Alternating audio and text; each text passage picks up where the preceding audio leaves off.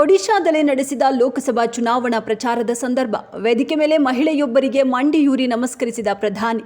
ಆ ಮಹಿಳೆಯ ಹೆಸರು ಕಮಲಾ ಮಹಾರಾಣಾ. ಕಮಲಾ ಅವರು ತ್ಯಾಜ್ಯದಿಂದ ವಿವಿಧ ವಿಶಿಷ್ಟ ವಸ್ತುಗಳನ್ನು ತಯಾರಿಸುವಲ್ಲಿ ಪ್ರಸಿದ್ಧರಾಗಿದ್ದಾರೆ.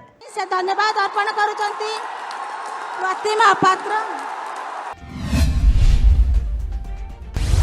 ಹೈಕೋರ್ಟ್ನ ಎಲ್ಲ ಮಹಿಳಾ ಸಿಬ್ಬಂದಿಗೆ ಇನ್ನು ಮುಂದೆ ಮುಟ್ಟಿನ ರಜೆ ಸಿಗಲಿದೆ. ಸಿಕ್ಕಿಂ ಹೈಕೋರ್ಟ್ ಈ ಐತಿಹಾಸಿಕ ನಿರ್ಧಾರವನ್ನು ತೆಗೆದುಕೊಂಡಿದೆ. ತಿಂಗಳಲ್ಲಿ 2-3 ದಿನ ಮುಟ್ಟಿನ ರಜೆ ಪಡೆಯಬಹುದು ಎಂದು ಹೇಳಲಾಗಿದ್ದು, ಇದರಿಂದ ಮಹಿಳಾ ಸಿಬ್ಬಂದಿ ಸಂತಸಪಟ್ಟಿದ್ದಾರೆ.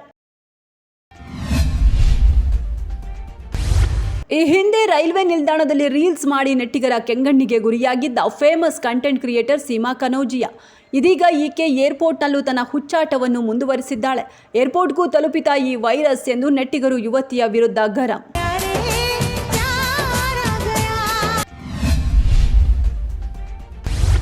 ಗಣಪತಿಯ ದೇವಾಲಯವು ನಿರ್ಮಿಸಲು ಇಲ್ಲಿನ ಮುಸ್ಲಿಂ ಸಮುದಾಯ ಜಾಗದಾನ 6 ಲಕ್ಷ ರೂಪಾಯಿ ಮೌಲ್ಯದ 3 ಸೆಂಟ್ಸ್ ಜಾಗವನ್ನು ದಾನವಾಗಿ ನೀಡಲಾಗಿತ್ತು. ಬೆನ್ನಲ್ಲೇ ಮಂದಿರ ನಿರ್ಮಾಣ ಪೂರ್ಣಗೊಂಡು ಇತ್ತೀಚೆಗಷ್ಟೇ ಲೋಕಾರ್ಪಣೆ ನಡೆದಿದೆ. ತಿರುಪುರ್ ಜಿಲ್ಲೆಯ ರೋಸ್ ಗಾರ್ಡನ್ ಪ್ರದೇಶದಲ್ಲಿ ಹಿಂದೂ ಮುಸ್ಲಿಂ ಹೀಗೆ ಎಲ್ಲ ಸಮುದಾಯದ 300ಕ್ಕೂ ಹೆಚ್ಚು ಕುಟುಂಬಗಳು ವಾಸಿಸುತ್ತಿವೆ.